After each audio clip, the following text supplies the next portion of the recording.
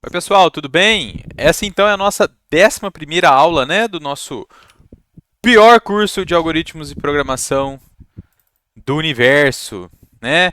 Pessoal, hoje então a gente vai falar, vou falar, tô parecendo jogador de futebol, né? A gente vamos. Ai, ai, ai, tá bom, vai, parei. A gente vai falar, eu vou falar sobre funções, tá certo? Funções na linguagem C. A linguagem C é uma linguagem de programação imperativa, né? Mais especificamente do paradigma estruturado. Então a gente tem o nosso a gente pode dizer que a unidade básica de programação, né? Então está até descrito aqui no início aqui do capítulo de funções do livro, que é a unidade básica de programação, né, o tijolinho principal para você construir os seus programas são as funções. Tanto é que o ponto de entrada de um programa escrito em C é uma função que chama main. Né? Então a maioria das linguagens de programação, a maioria não, todas as linguagens de programação imperativas, elas vão ter as funções de uma forma ou de outra, às vezes chamadas de métodos, né? Normalmente nas linguagens orientadas a objeto, ou às vezes a função de uma classe é chamada de função membro em outras linguagens, em C++, se eu não me engano, tem essa denominação, apesar das pessoas também chamarem de método.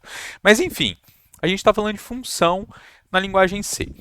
Qual que é a ideia de uma função? Ela é bem similar ao que a gente vê na matemática. Tá? Então você tem uma função, vamos pegar aqui para a gente relembrar lá da matemática, apesar da gente já ter falado já sobre isso, né? Estou limpando aqui a minha lousinha. Troquei a ponta da caneta dela, porque precisa de uma ponta. Essas canetinhas aqui da lousa digital, ela tem uma pontinha de plástico. Eu acredito que ela deva ter aqui no material dela, deva ter algum material magnético aqui, algum metalzinho aqui misturado para ficar sensível, né? Porque passar o dedo não funciona, né? Mas a pontinha dela funciona. Enfim. Função, né? Função. Por exemplo, você tem uma função de x aqui que é, sei lá, 2x. Qual que é a ideia da função? A função é como se fosse uma máquina, né? Você passa um valor aqui para ela e ela te retorna alguma coisa. Como se fosse um moedor de carne. Você põe a carne, ele moe, ele processa, você não precisa necessariamente saber como que aquilo ali funciona, e ele vai te gerar a carne moída do outro lado. A ideia é essa. Né? Então, por exemplo, essa função aqui, f de x igual a 2x, você vai colocando valores aqui no lugar do x. Esse valor do x é utilizado aqui do lado direito, ele é processado. Então, o que essa função aqui faz? Ela dobra o valor que você passa aqui. Então, se você passa, vamos fazer uma tabelinha aqui, ó, x e f de x. Se o teu x é menos 2, menos 1, 0, 1 e 2, você vai ter aqui no f de x menos 4, menos 2, 0, 2 e 4, porque o f de x é 2x, né? E a gente chama também a f de x igual a y, né? Para a gente poder representar essa função aqui no plano cartesiano, né? Então, para esse aqui, né, a gente teria algo assim. Para 0 é 0, para 1 é 2, então a gente tem aqui. Para 2 é 4, então a gente teria um ponto aqui. Para menos 1, a gente tem menos 2, vou pôr para o lado de cá. E para menos 2, a gente tem aqui um ponto no menos 4. Então a gente tem, vou usar a linha aqui para ficar mais ou menos reta. Olha lá. Essa aqui é a nossa função, certo? Lembrar a ideia? Nas linguagens de programação, a ideia é muito parecida. Você vai ter uma construção que você passa alguma coisa para ela, inclusive tem funções que você não precisa. Essa é uma das diferenças. Você não precisa necessariamente passar algum valor para a função. Normalmente a gente passa, mas você pode ter funções que você não passa valor nenhum. Por exemplo, o main tem algumas versões, alguns tipos diferentes do main, da função main. A que a gente está usando até agora, a gente põe um void lá, não é isso? Quando a gente fala main, vamos voltar aqui para o lápis. Int main void. Isso aqui, esse void, quer dizer que você não vai passar nada para essa função fazer. Ela simplesmente é o ponto de entrada do programa e ela retorna um número. Lembram lá na primeira aula que a gente começou a falar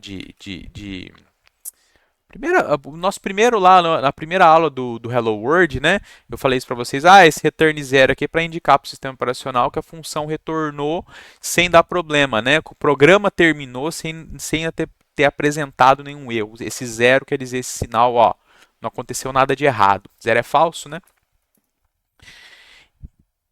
E essa função aqui, ela retorna o inteiro, tanto é que a gente está passando o zero aqui como retorno, tá bom? Então as funções da linguagem C, elas atuam igual às funções da matemática, só que a gente ainda tem outras características. Primeiro, você não precisa ter parâmetro nenhum na função, você não tem nada que você tem funções, né? Estou querendo dizer que você não passa nada. E tem funções, inclusive, que elas não retornam nada. Você não é obrigado a ter uma função que retorna. Você sempre vai construir a sua função para fazer alguma coisa. Funções que não retornam, ou elas vão lidar com o estado interno da unidade de compilação, que seria o nosso arquivo que vai ser transformado em código. A gente vai ter depois programas que vão ter mais de um arquivo, tá certo? Mas normalmente a gente não vai mexer nisso por enquanto. E que mais? Você tem funções que não tem parâmetro algum, tá bom? Seria, por exemplo, você fazer alguma parte do teu programa. A gente vai ter um exercício assim que vocês vão ter que implementar uma função que chama ler_positivo. Essa função simplesmente vai ter um printf dentro dela, pedindo para você digitar algum valor. Você vai digitar um valor, ele vai armazenar esse valor inteiro numa variável interna à função e vai retornar esse valor para quem usar a função. Você não passa nenhum parâmetro para ela, você simplesmente usa ela para você modularizar o seu código. Então, todo lugar que você precisar ler um número obrigatoriamente positivo, a função ela vai fazer esse processo para você. Enfim, vai ficar mais claro na hora que a gente vê o negócio funcionando. Tá? Lembra que eu falei, quando a gente fala de array, a gente tem o primeiro enrosco, né? Depois vem, quer dizer, estruturas de repetição é a primeira enroscadinha que os alunos dão. Depois o array, os arrays, segunda enroscadinha, porque o array ele é indexado em zero, isso gera uma certa confusão, e você precisa treinar, testar e ver como funciona para você entender. Aí a gente vê a biblioteca matemática padrão, que é relativamente tranquilo. Aí chega em funções, tem muito aluno que tem uma dificuldade absurda de entender isso aqui. Tá? Então eu vou tentar dar os exemplos e mostrar para vocês como funciona. Não entendeu? Tá difícil ainda? Vem no comentário aqui do vídeo, pergunta, assiste o vídeo de novo, tenta fazer o exercício. Muitas coisas, às vezes, pessoal, é mais fácil você aprender insistindo em fazer a coisa, às vezes meio sem entender o que você está fazendo. Uma hora o teu cérebro dá um estalo, você fala, nossa, é tão óbvio aquilo, né? É uma forma que facilita o aprendizado, você treinar, mesmo às vezes você não entendendo muito bem o que você está fazendo, mas uma hora de tanto fazer, você acaba entendendo o que está acontecendo, tá bom? Isso é natural, não precisam se preocupar. A gente não está aqui para formar nenhum Einstein, eu não estou aqui para oferecer para vocês que vocês vão ganhar rios de dinheiro, que vocês vão ficar milionários, nada disso, tá certo? O nosso ponto comum aqui, como é o pior curso, é a mediocridade, né? Eu quero ser o mais básico possível para vocês entenderem o básico, para depois vocês conseguirem caminhar sozinhos. Tudo bem? Então, eu acho que aqui na nossa lozinha aqui já foi o suficiente. Vamos dar uma olhadinha no exemplo, depois a gente parte para os exercícios, que aí eu acho que fica mais claro de entender o que eu estou querendo dizer, tá? Então, vou dar uma olhada aqui, vou dar uma visão geral aqui do que está escrito. Eu acredito que vocês já tenham percebido isso, mas muito desse conteúdo que eu falo, ele está descrito até de forma melhor nos comentários aqui dos exemplos, então é bom que vocês deem uma olhada, tá? Então vamos começar a história. Quando você quer implementar uma função em C, você pode já implementar ela direto, só que em C, você vai sempre que ter a tua função. O compilador vai ter sempre que conhecer, saber que aquela função existe antes de você usar ela. Tá? Então, qual que é a forma mais comum ou que vai te gerar menos problema? Você sempre vai fazer o seguinte. A gente vai falar para o compilador, essa função ela existe. Está aqui a declaração dela. como se você estivesse declarando uma variável. Ó, essa variável existe. Só que o comportamento da função, a implementação dela, normalmente a gente faz separado. Tá? Então a gente vai ter no nosso código, agora no nosso arquivo de código, quando a gente está lidando com função, e normalmente o seu programa vai ter pelo menos uma função além do main implementada para dar uma organizada, a não ser que sejam esses programinhas muito simplesinhos, a gente vai ter uma seção antes do main, onde a gente vai declarar as funções, onde a gente vai criar os protótipos dela. Tem várias formas de fazer isso. Duas formas principais, né? Uma forma é, você fala qual que é o tipo de retorno da função, ou void, caso ela não retorne nada. O nome da função, que é o identificador dela, que na linguagem C, ele obrigatoriamente tem que ser único. Você não pode ter mais de uma função por unidade de compilação com o mesmo nome. Não pode. Não pode, nem declarada, nem implementada. O compilador não deixa, tá? Uma lista de parâmetros, que pode ser inclusive vazia, e ponto e vírgula. Essa é a declaração. Depois a gente vai repetir toda essa declaração para fazer a implementação dela. E aí a gente vai definir o bloco dela com abre e fecha a chave. Vamos dar uma olhada aqui no exemplo? Então vamos lá. Ó. Tem algumas funções declaradas aqui. Tá? Olha essa primeira aqui. Ó. Vamos deixar com zoom bem grande. Primeiro protótipo de função. Essa função ela se chama adição. Ela recebe como parâmetro dois valores inteiros, int, int, estão vendo? E ela retorna um valor inteiro. Então, isso está descrito aqui. Outra forma de declarar essa mesma função, uma função parecida, seria o que eu estou fazendo aqui com a subtração. O que há de diferente nessa declaração e nessa declaração? Na segunda, eu estou dando nome aos parâmetros. Na linguagem C, você pode declarar uma função sem dar nome ao parâmetro, ou você pode dar nome ao parâmetro. Essas duas coisas aqui são equivalentes. Como que eu prefiro? Eu prefiro declarar já colocando o nome do parâmetro, porque inclusive você já pode documentar essa função aqui, falando para que ela serve.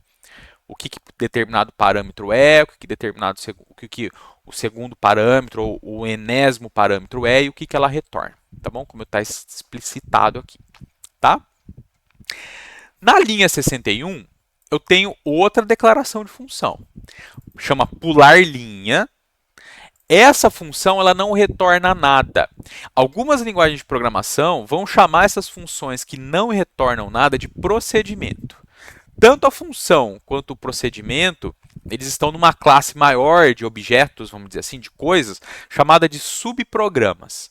Por quê? É um fragmento do programa, é um pedaço de programa que você utiliza no teu programa maior. Por isso, então, que a gente chama as funções na linguagem C dessa unidade básica de programação.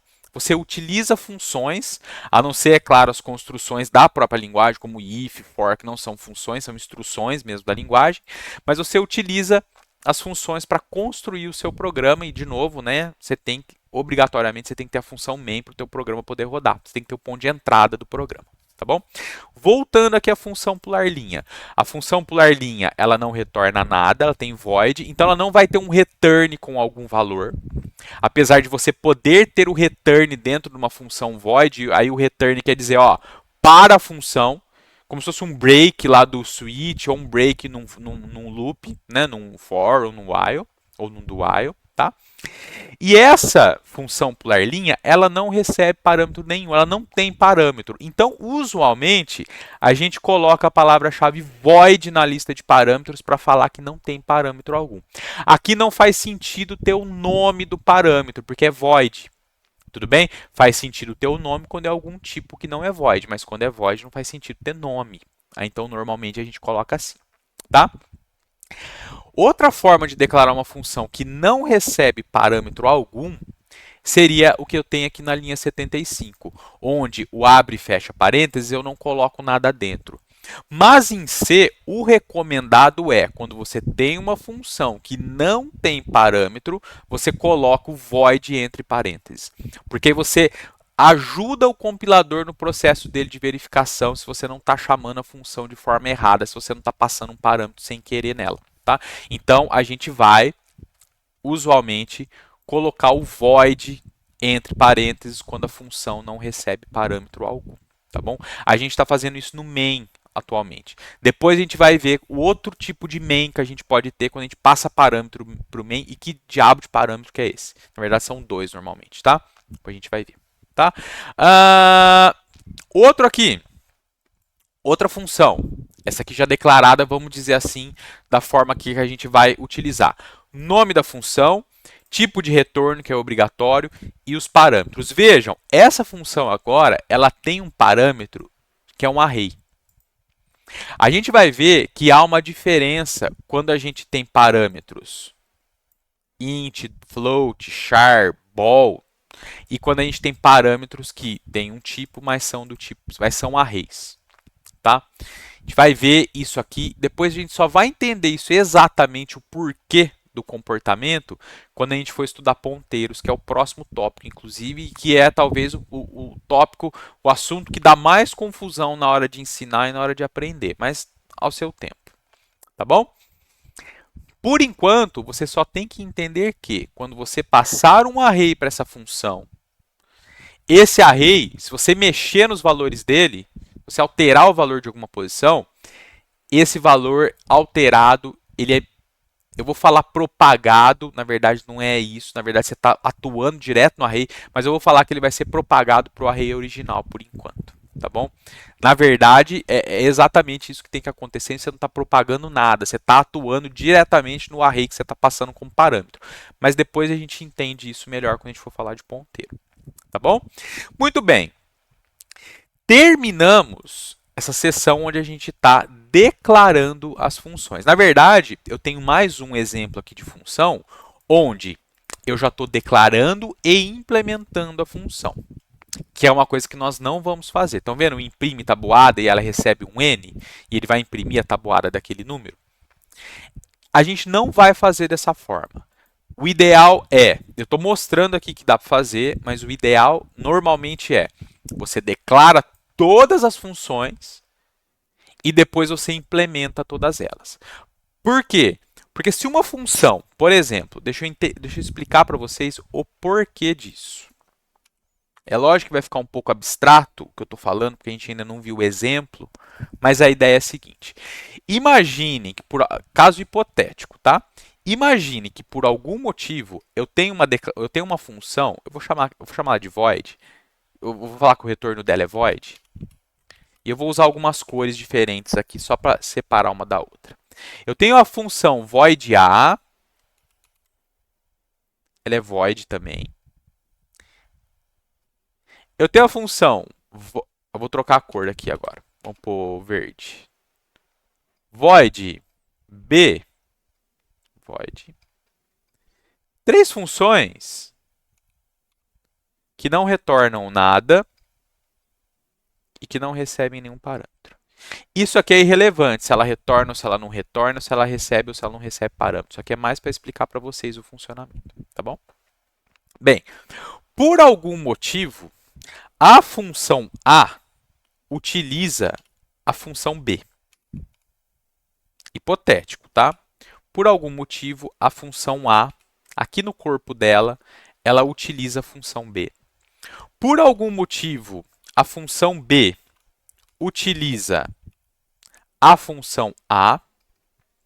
E por algum motivo, a função B, a função C, utiliza... Não, vamos pôr o C aqui, ó. Vamos pôr que a função B usa a C. E vamos falar que a função C utiliza a A. Elas vão estar elas estão declaradas e implementadas uma após a outra, tá? Então isso aqui está primeiro no código, depois o B, depois a C. Só que olha só, quando a função A for ser compilada, ela tem a função B dentro dela. Só que o compilador precisa saber quem que é a função B antes. Então, da forma que está aqui, não vai compilar. Vai falar, ó, eu não reconheço esse B aí. Ah, legal. Como que eu resolvo? Eu coloco, vamos usar uma outra cor aqui, o rosa. Eu vou ter que colocar a função B antes da função A. Muito bem. Recorta, cola antes da A. Muito bem, agora eu conheço a B.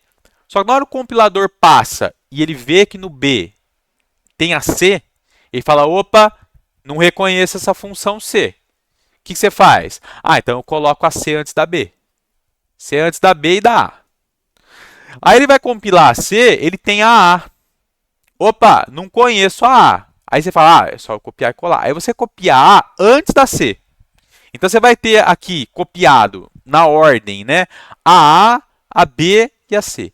Só que na hora que eu chego na A, agora, muito bem, agora vai funcionar. Você vai tentar compilar, a A usa B. Você cai nesse ciclo. Não se resolve. Porque o compilador tem sempre que saber que determinada função existe antes dele poder compilar.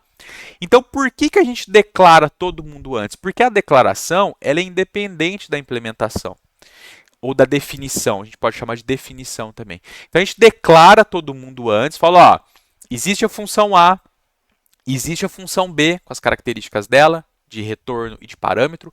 Existe a função C com as características dela de retorno e de parâmetro. E depois você implementa todo mundo. Porque aí o compilador vai saber, opa, existe a função A, não sei que hora que ela vai aparecer, mas ela vai existir, a B e a C. E aí você implementa na ordem que você quiser.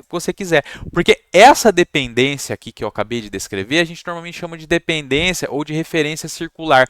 Uma coisa depende da outra, que depende da outra, só que essa terceira depende da primeira. A gente entra num ciclo que não se resolve. Então você fala todo mundo que existe primeiro, e aí você implementa na ordem que você quiser. Então é por isso que a gente faz dessa forma agora inicialmente. Depois a gente vai ver que a gente pode separar essas coisas, inclusive em arquivos diferentes.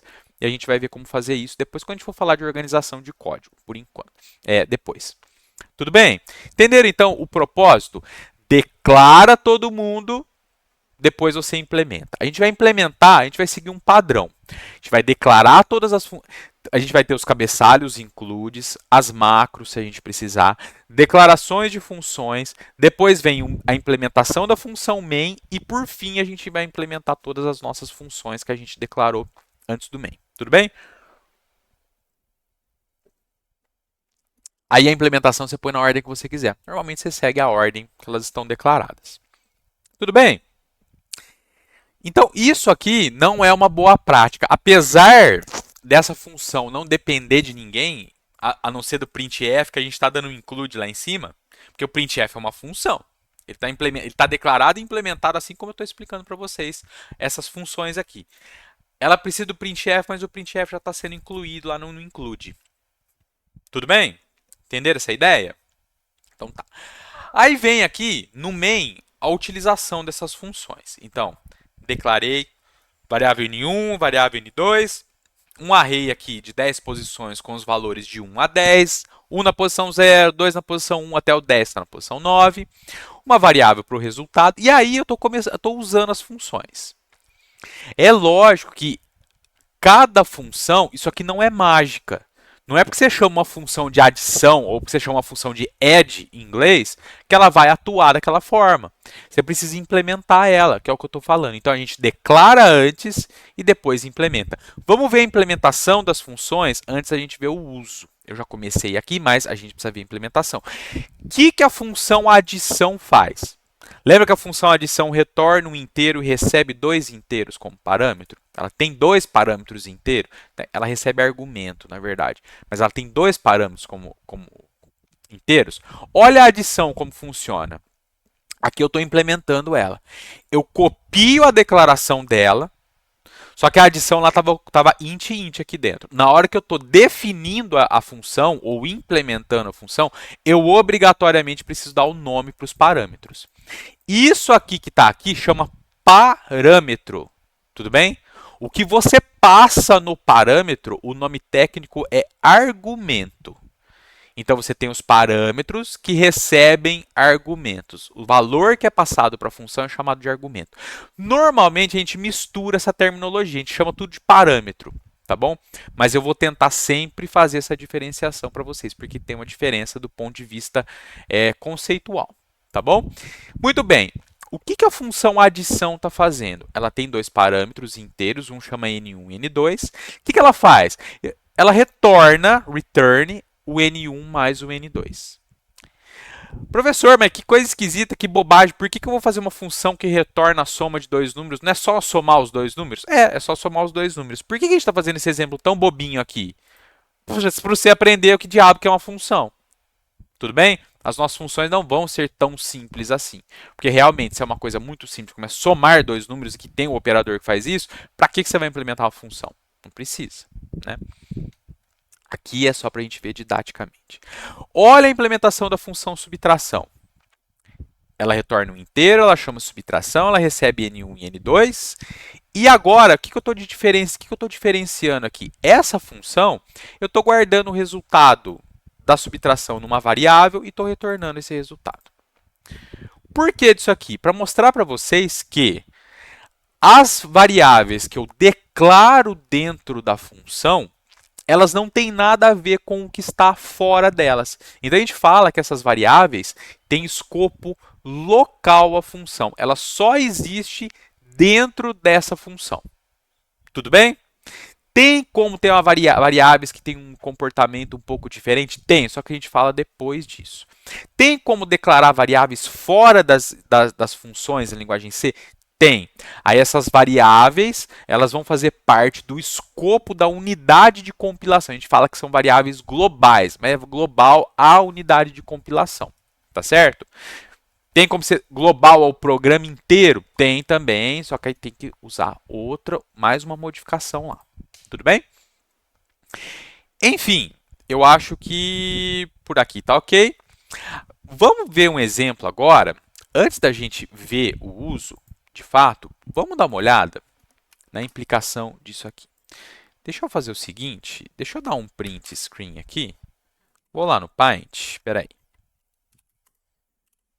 Opa! ZBrush. Lembra que eu falei que é tudo ao vivo, né? Eu não fico planejando a aula, tá? É um se vira nos 30 mesmo. Tudo bem? Deixa eu fazer isso aqui, ó. Eu vou copiar. Deixa eu abrir outro Paint aqui. Eu vou copiar as duas funções, porque eu quero explicar como elas funcionam para vocês. Diminui aqui, aumenta aqui, recorta isso aqui, põe para cá. Para aqui o tamanho da tela, a gente diminui. Diminui aqui também. Vou salvar na área de trabalho. Pode ser como sem título mesmo. Agora aqui no programa de desenho, vamos adicionar uma imagem, que é o nosso sem título. Pronto. Vou pôr ele aqui, ó. Certo? Então imagine o seguinte, você tem a sua função main. Lá na main, você vai utilizar essas duas funções. Int main void. Aí eu declaro aqui variável a, vou pôr a e b por enquanto. A vale 5, b vale 10. Tudo bem?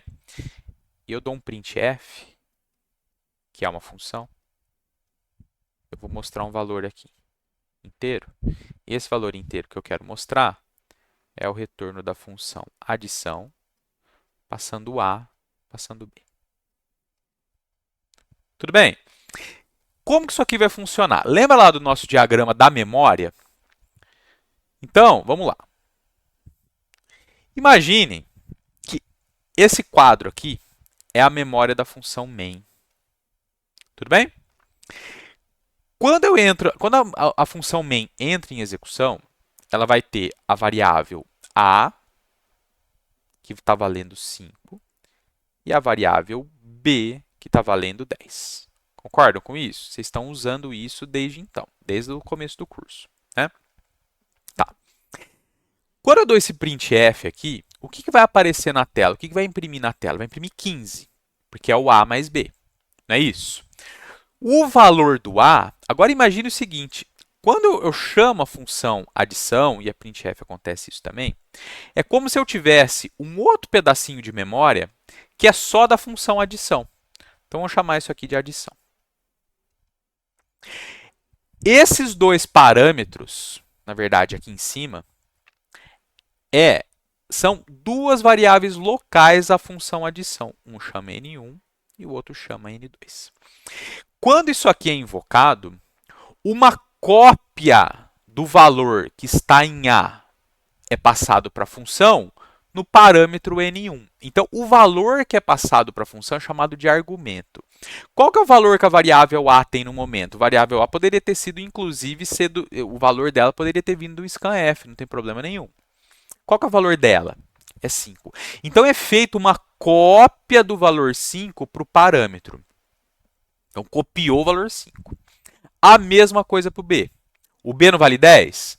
Então, é feita uma cópia do valor do B para o parâmetro N2. Então, na hora que a função começa a rodar, esses dois parâmetros, que são duas variáveis que só existem na função, são locais da função, eles vão receber uma cópia do que é passado para eles. Então, o A recebe. O N1 recebe o valor do A nesse caso e o N2 recebe o valor do B. Poderia, inclusive, ser um valor fixo aqui. Você já pôr aqui 5, por exemplo, ou 20. Entenderam? Você está chamando a função. Lembra lá que a gente usou as funções de raiz quadrada, de chão, do teto, do POW, que é o power, né, que é a exponenciação? Você não passou valores lá?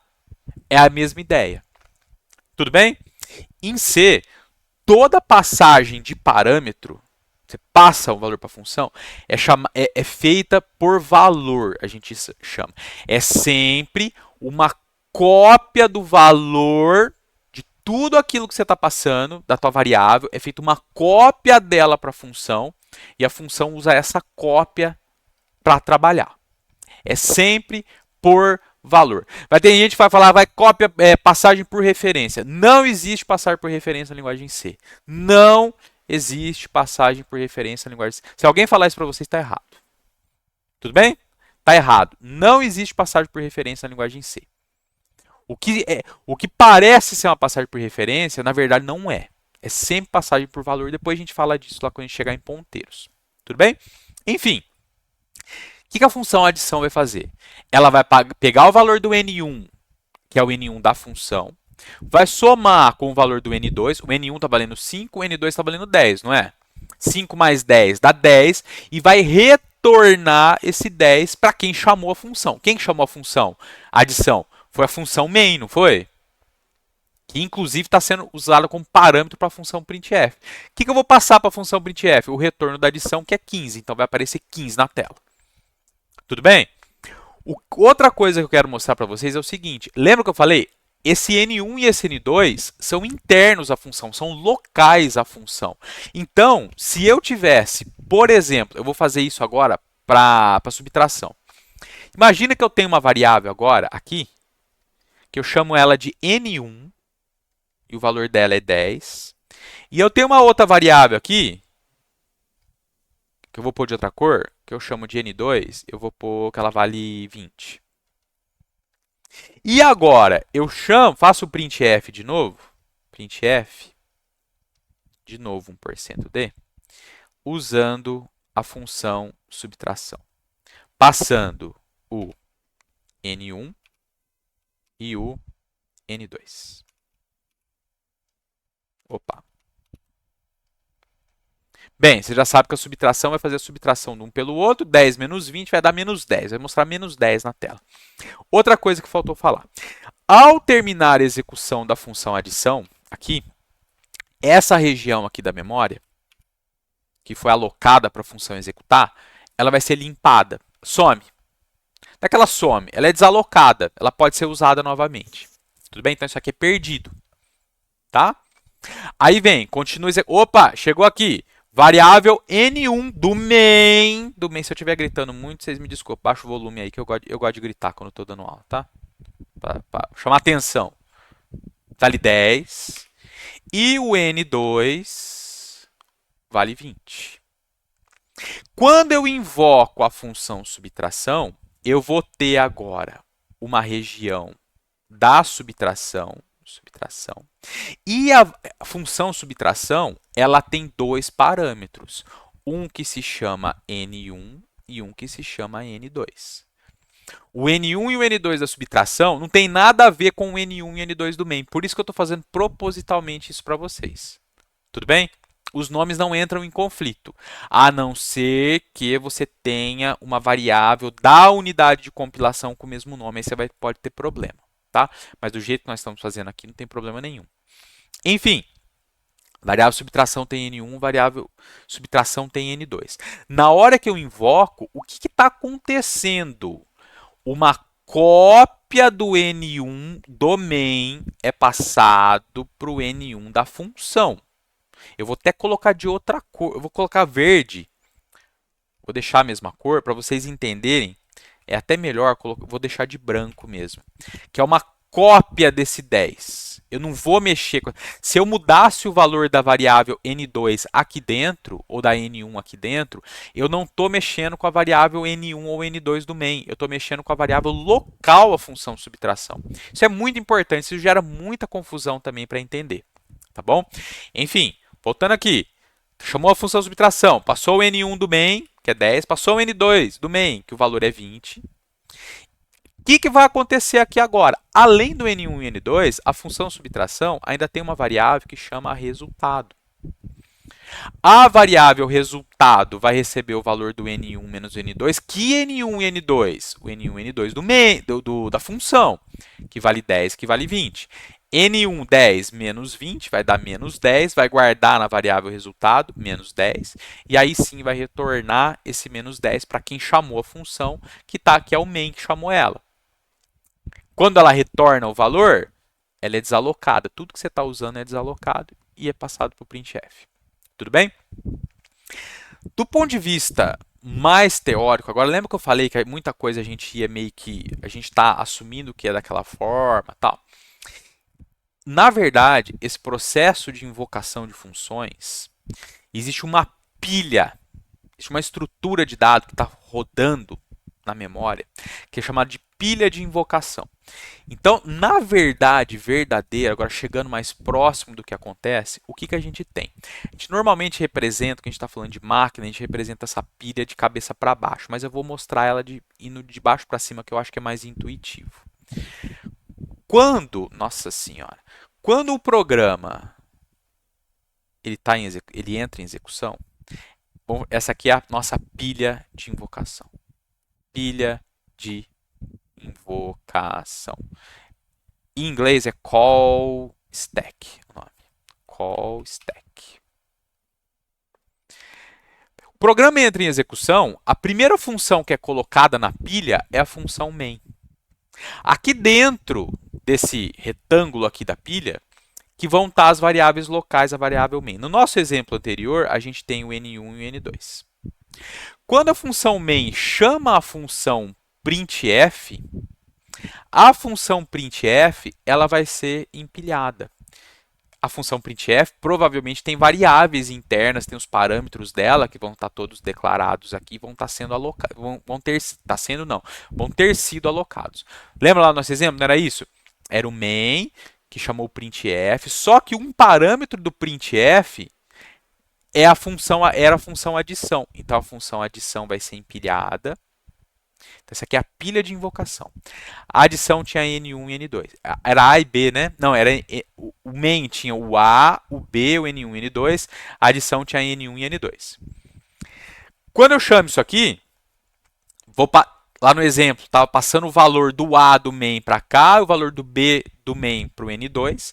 Isso aqui executar. E na hora que ela é retornada, ela é desempilhada, ela é removida da pilha e o valor que ela retornou, como ela retorna valor, é passado para quem está antes dela. Aquele valor vai ser usado como parâmetro. Na verdade, ela está empilhada no main, né? Porque ela está no mesmo nível, vamos dizer assim, do printf do main, só que eu estou usando o retorno dela para o printf. Eu não estou chamando ela como parte do printf, tá certo? Mas é assim que vai funcionar. Passou o valor para cá, o printf funciona, mostra, era 5 e 10, né? Vai dar 15 na tela, o printf termina e o main continua a execução. Aqui agora a pilha está assim, ó. Eu tenho o main com o A e o B, N1 e N2 agora, e agora eu vou chamar outro printf que é para mostrar o retorno da subtração. printf com as variáveis dele, subtração, que vai ter N1, N2, vai atuar, vai retornar para o main, para ser o parâmetro do printf, o printf vai funcionar, retorna para o main. Na hora que o main termina de executar, ele retorna o valor zero, a pilha esvazia, o programa terminou a execução e ele retorna aquele zero para o sistema operacional. Tudo bem? Cada um desses quadros aqui é o que eu estou representando lá como se fosse a memória do computador, mas você tem memória específica para cada um desses quadrinhos que estão dentro da pilha. Esse quadrinho, ele é chamado de stack, estou escrevendo SA, é stack frame, ou quadro da pilha, tá? Ou então, um outro nome, que é comum também, é registro de ativação. Por que chama registro de ativação? Porque ele descreve, além de tudo isso, como que essa função como que ela foi ativada e para quem que ela tem que retornar o valor. Para onde que o ponteiro, lá não sei se vocês lembram, lá na primeira aula que eu falei que tinha um ponteiro, um registrador específico no processador, que ele ficava apontando para qual instrução que vai ser executada no programa. Quando a função retorna, aquele PC ele tem que ir para o lugar certo, ou seja, ele tem que voltar para a função que chamou ele. Então ele tem que ir para um endereço específico. Então a função fala, ó, você chegou em mim por tal lugar, então você tem que voltar para lá. Essa que é a ideia principal. E o nome em inglês bonito, né, é Activation Record, certo? Registro de ativação, Activation Record. Tudo bem? O pessoal estuda isso, a gente estuda isso quando a gente vai falar da disciplina de compiladores, né? Então, normalmente não se ensina essas coisas aqui. Mas eu vou continuar mostrando aquele quadrinho com as variáveis locais, eu acho que fica mais fácil de enxergar, tá? Apesar de que isso aqui também eu acredito que seja fácil entender também, tá bom? Voltando lá para a nossa função, para as nossas funções. Acredito que agora vocês já estejam entendendo o que eu estou querendo dizer. Função pular linha não recebe parâmetro nenhum e ela simplesmente dá um printf com pulo de linha. Ah, mas eu não podia pôr um printf com pulo de linha lá? Podia, não tem problema nenhum. Isso aqui é didático, a ideia é ser didática, é mostrar para você que essa função chama um printf para pular linha, só isso. Aí você chama pular linha lá, ponto. Processar array. Agora tem que tomar cuidado. O array que vai ser passado com parâmetro aqui, você vai enxergar que ele é aqui, nesse caso, eu vou conseguir modificar o array aqui dentro. Aí é aqui que tem muita gente que vai falar que o array é passado por referência. Não, o array não é passado por referência. O array é passado por valor. Por que a gente vê acontecendo esse fenômeno aqui? Porque, na verdade, isso aqui é um ponteiro. E a gente vai estudar ponteiro na próxima aula. Tudo bem? Por enquanto, só assume que é assim. Passou o array, você pode modificar o valor daquele array externo aqui dentro. Vai funcionar. Então, essa função vai mostrar os valores do array, que lembra que era de 1 a 10, 1, 2, 3 até 10. Aqui eu vou somar 2 a cada valor, a cada posição do array. Vou mostrar o array de novo. Aí, ao invés de aparecer 1, 2, 6 até 10, vai aparecer 3, 4, até 12. E aí, na hora que eu mandar mostrar o array de novo, depois de chamar essa função, vocês vão ver que ele vai estar com o valor que foi modificado aqui dentro. Vai mostrar de novo de 3 até 12. Tá certo? E aqui eu imprimir números, imprime de 0 a 10 e pulo uma linha. Aqui todo o processo de passagem que eu já expliquei para vocês. Tá? Vamos rodar esse exemplo aqui. Onde é que está mesmo? Aqui, né? Dar uma olhadinha. É um exemplo só, né?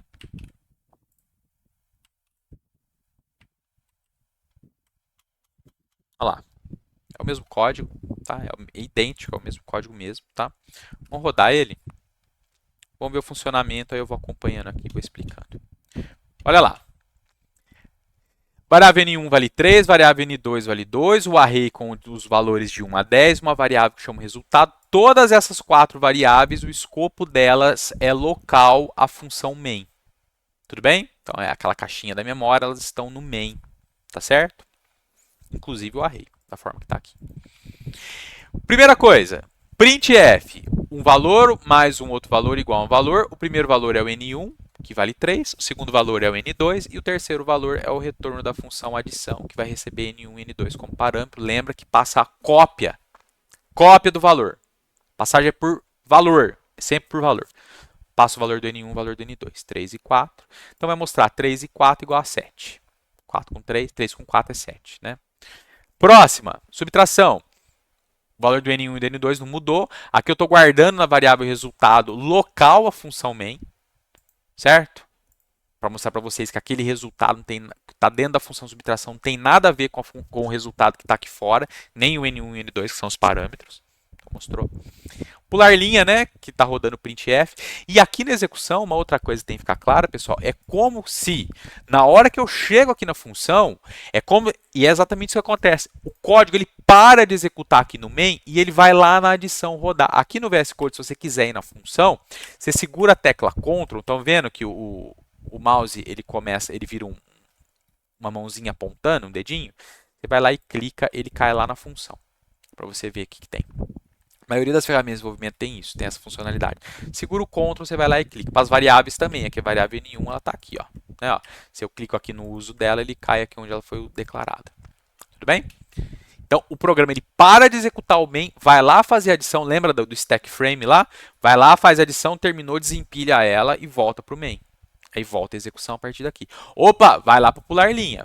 Percebam, agora toda vez que eu pular linha, eu sei que era só um printf, aqui talvez não fique muito claro para vocês a vantagem disso, mas toda vez que eu pular uma linha, eu vou lá e executo aquilo lá. Imagina que eu fizesse mais coisas para pular uma linha. Tudo bem? Toda vez que eu quiser uma adição, vou lá, faço. Aqui não fica muito claro, mas, por exemplo, olha o imprimir números 0 a 10. Toda vez que eu quiser imprimir os números de 0 a 10, de novo, eu sei que é um exemplo bobo, mas é um exemplo didático. É só eu chamar a função. Então, se eu quisesse fazer isso aqui 20 vezes, é só eu chamar essa função 20 vezes. Eu não teria que ter esse bloquinho aqui com um pulo de linha copiado. Entenderam qual é que é a ideia? A gente está modularizando o código, a gente divide o código, tarefas que vão ser repetitivas, a gente divide, separa numa função. Por isso que a gente chama de subprograma. É um pedacinho do programa, ele faz uma coisa que você vai ficar reaproveitando. É a mesma ideia do printf. Você não precisa ter implementação do printf em todos os programas seus. A biblioteca padrão do C fornece a implementação do printf. Toda vez que você precisa imprimir alguma coisa na tela, você usa a função printf, você usa a função para calcular a raiz quadrada. Entender a ideia? Isso que é o principal, é entender a importância desse processo de modularizar. Aí vem imprimir tabuada, olha só, e agora tem parâmetro. Eu quero imprimir a tabuada do 5. Quero imprimir a tabuada do 10. Feito isso, vai mostrar na tela a tabuada do 5, a tabuada do 10 e aqui no caso é a tabuada do 5. Olha lá. Se eu passar 10 aqui e rodar, ó, salvei, vou rodar de novo. Agora a função vai imprimir a tabuada do 10. Tudo bem? Aí aqui é a história do array. Mostro o array. O array ele vai de 1 a 10, fora da função. Chamei a função. Lá na função, eu estou mostrando o valor do array de novo. Olha lá, que é o que está aparecendo aqui. Se a gente for lá na implementação da função, tem isso aqui, ó, que é o que está aparecendo aqui. Modifico o array, olha lá, modificando os dados do array dentro da função. Estou somando 2 a cada posição, a cada valor de cada posição. Mostro o array de novo, aí vai mostrar de 3 até 12, porque eu estou somando 2 a todos os elementos. Então vai ficar de 3 até 12. E aí, na hora que essa função termina, volta para a função main e eu mostro o array de novo. Olha lá, ele está modificado. Você modificou o array dentro da função. O porquê disso não tem nada a ver com essa história de passagem por referência, que vai ter gente que vai ensinar isso errado. Não tem passagem por referência em C. Em C++ tem. Em C não tem. C não existe passagem por referência. C é passagem por valor. Mas é por causa da natureza do array que isso parece uma passagem por referência e depois a gente vai ver. Estou reafirmando muito isso porque tem muita gente que ensina errado, infelizmente. Tá certo? Muito bem. Entenderam a ideia principal? A ideia é essa. O que eu vou fazer agora? Vamos lá para os exercícios. Primeiro exercício. Eu vou fazer um exercício só, porque eu quero que vocês sofram um pouquinho, porque tem que entender como que é o processo. Tá bom? Deixa eu ver o primeiro e o segundo. Tudo coisa tranquila de fazer, tá? Então, exercício 7.1. Vou fechar essa instância aqui do VS Code. Vou abrir aqui. Vou criar capset, né?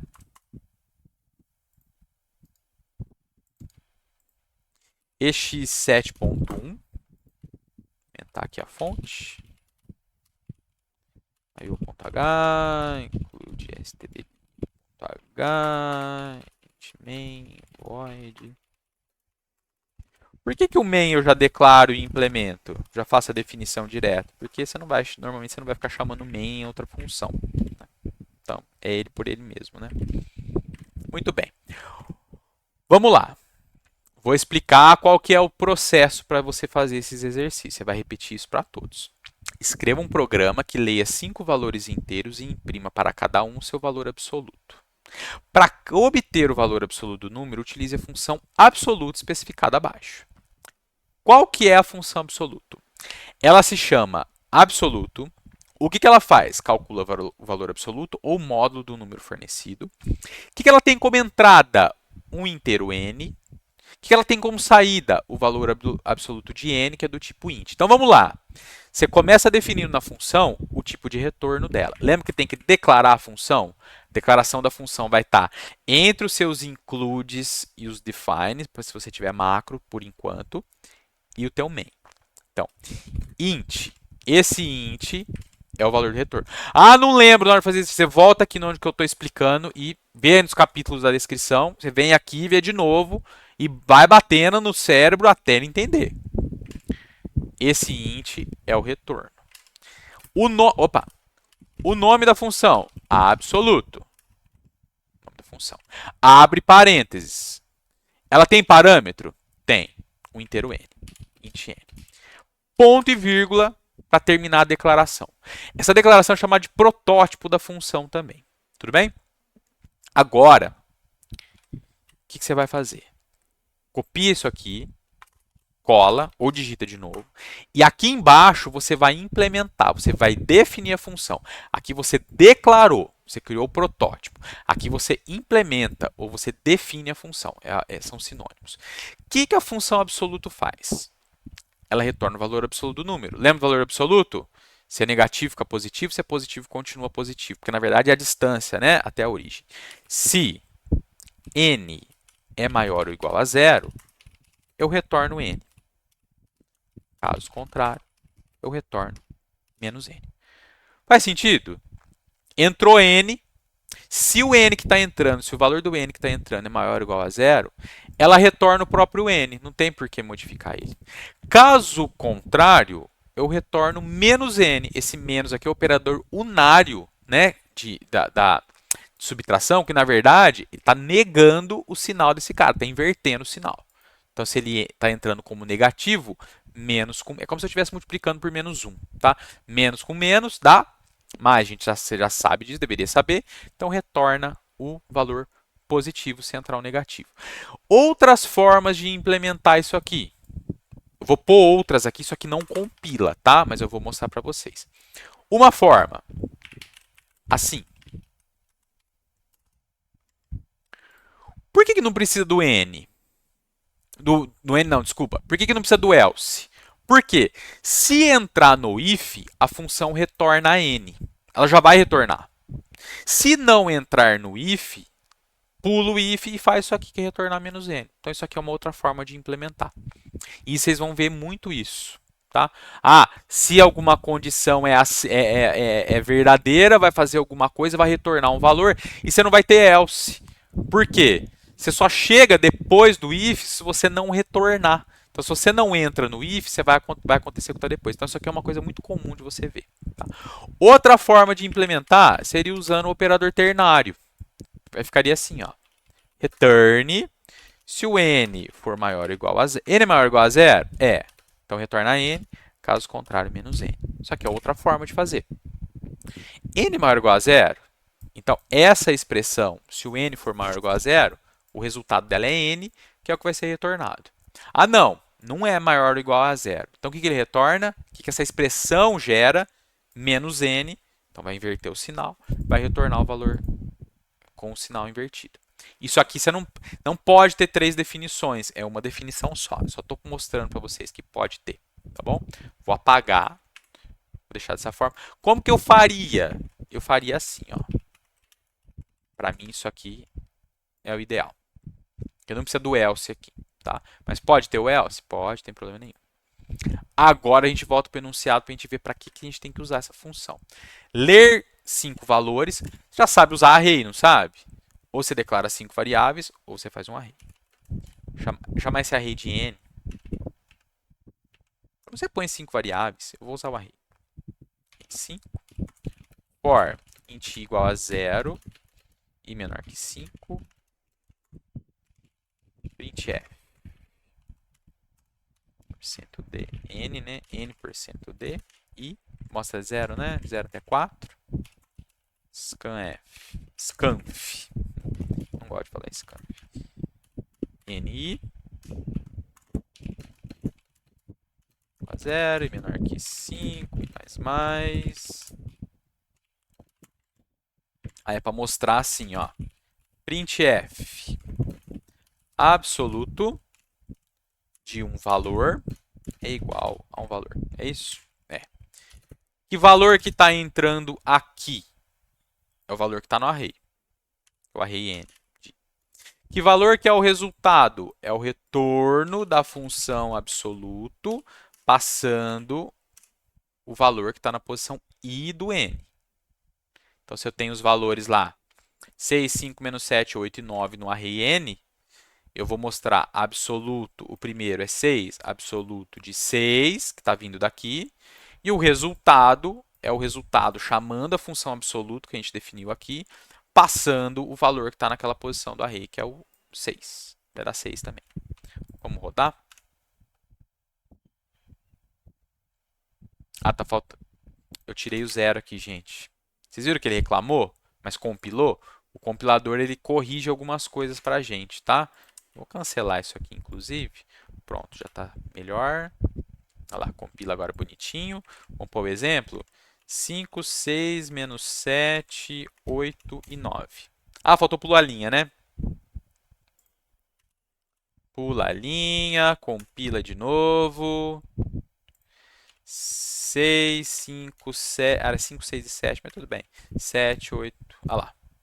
Digitei o 7 duas vezes, mas não tem problema. Valor absoluto de 6, que é o valor que entrou, é 6. Valor absoluto de 5 é 5. Valor absoluto de 7 é 7. Valor absoluto de menos 7, 7 também. Valor absoluto de 8, 8. Tudo bem? Agora os outros exercícios. A aula já está bem comprida. Vamos lá. A maioria dos exercícios vai ter mais de uma função para você implementar, tá certo? Então você vai implementar mais de uma função. Então olha lá. Área do círculo. A função chama área do círculo. O que ela retorna? Um float. O que ela recebe como parâmetro? Um raio. Então, a função área do círculo recebe o raio como parâmetro. Na hora que ela executar, ela tem que retornar a área do círculo. A área do círculo, πr ao quadrado. Não é isso? Você tem o raio como parâmetro e precisa do π, tá bom? O π calcula lá usando o arco cosseno de menos 1, tá bom? Pode ser daquela forma lá. Circunferência do círculo é 2πr, é circunferência, não é isso? Então, a função chama circunferência do círculo, retorna um float e ela recebe um raio. E assim por diante. Próximo exercício, a função maior número. Vai receber 2 valores float e ela vai retornar o maior. É o que a função fmax faz, só que você vai implementar ela.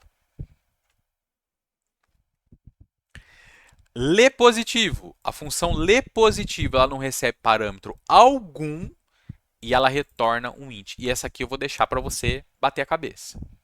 Essa lê positivo, quando ela rodar, se o número que você fornecer não for positivo, ela vai ficar pedindo para você digitar de novo. Enquanto não for positivo, ela não sai do while ou do while que vai ter lá dentro dela. Na hora que você digitar um positivo, sai do while e retorna o valor que você digitou. E depois a função somatório. Então, olha lá. Digita para n05, para n... Para o próximo n, que seria o n4, olha lá. Desculpa. Para o n3, forneceu um negativo. Aí ela pede de novo. Entra com valor positivo. Pôs 8. Beleza. Pôs 8 no n3. Agora menos 8 no n4. Opa, entra com positivo. Eu digitei menos 9. Tem meio. Ela pede de novo. Entra com positivo. Menos 4. Entra com positivo. Digitou 3. Aí ela faz. Ela faz somatório de 1. Aí depois o teu programa vai ter que fazer somatório de 1 até o número que você digitou. Próximo.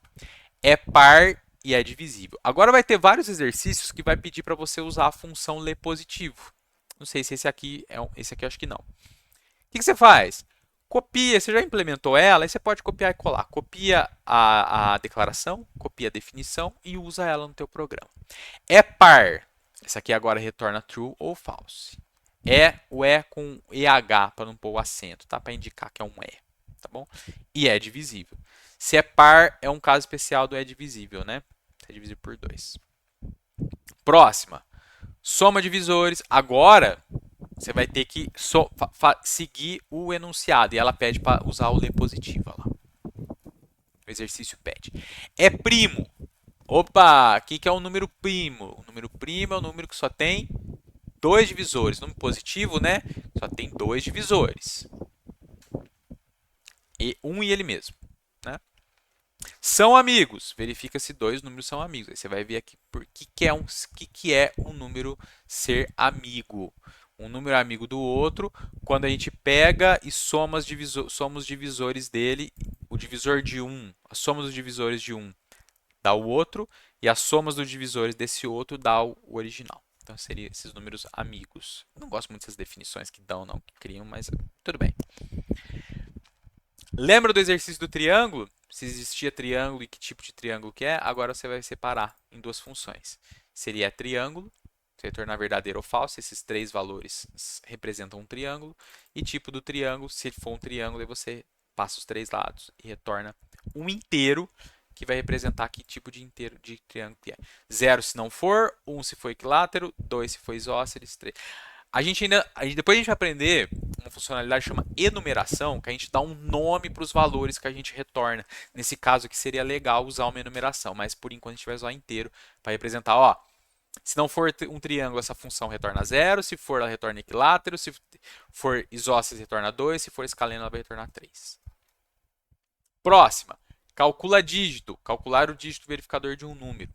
Aqui é a ideia de validar um número, como é validado um CPF. Você sabe que o CPF ele tem aqueles dígitos no final, não é? Você tem lá o teu CPF, traço, 2 dígitos. Aqueles 2 dígitos eles servem para verificar se a numeração do teu CPF está ok. Procure aí na internet depois. Algoritmo para validação de CPF. Essa é a ideia. Aqui é uma ideia parecida. Você vai entrar com um número e você vai fazer a validação dele. Tem a regra aqui para fazer. Tudo bem? Boleto de banco. Às vezes a gente fica com medo, não sei se é o caso de você, você vai digitar um boleto para pagar no aplicativo ou no Bankline, né? No Bankline não é o nome antigo, né? Ou no aplicativo do banco, no site do banco, né? No navegador, no teu computador. Ah, eu tenho medo de digitar o boleto errado. É muito difícil você digitar errado. Quer dizer, é fácil digitar errado, mas é muito difícil que você digite errado e aceite, a não ser que seja lá na parte do valor. Você digitou o valor errado, aí não tem validação. Mas para o restante do boleto, aquele monte de número, tem algumas partes ali que servem para validar se você está digitando corretamente. Então, se você digita aquela parte inicial do boleto sem ser a parte do valor errado, o aplicativo vai falar, ó, você digitou errado o boleto. CNPJ também, tá? Outro exemplo, outro programa aqui, né, que é o número correto, obtém dígito, obtém número. Todos esses aqui eu não vou ficar explicando muito, não, que eu quero que vocês quebrem a cabeça mesmo, tá? Classifica dupla, se é crescente, se é decrescente, isso aqui é mais fácil. Classifica trinca, é a mesma ideia dos três números, né? Vou colocar em ordem. Imprime dupla classificada, e é isso. Aí a gente entra no assunto de ponteiros. Bem, a aula já deu 1 hora e 3 minutos, eu vou parar aqui. Agora o que eu vou fazer? A segunda parte, eu vou fazer um exercício usando o Raylib, implementando função. A gente lembra que tinha um exercício, acho que era nos últimos exercícios criativos, porque a partir daqui não tem mais exercício criativo, tá? A gente vai começar a usar agora para fazer umas coisas diferentes. Tinha um exercício para fazer os polígonos, lembram disso? A gente vai fazer uma função agora que desenha polígono. Tudo bem? Então é isso, pessoal. Obrigado aí, espero que esteja sendo útil, espero que vocês estejam gostando. As aulas eu falei que eu ia dividir as aulas em coisas menores, mas eu acho que é mais prático para mim, para eu gravar, fazer dessa forma comprida e colocar os capítulos para vocês. Tudo bem? Eu não estou preocupado com view, não estou preocupado com dinheiro, com nada disso, né? Eu estou deixando o curso para a posteridade mesmo, para que seja realmente útil. Então, vou deixar grande mesmo as aulas, não tem problema não. Tá bom? Até mais, tchau.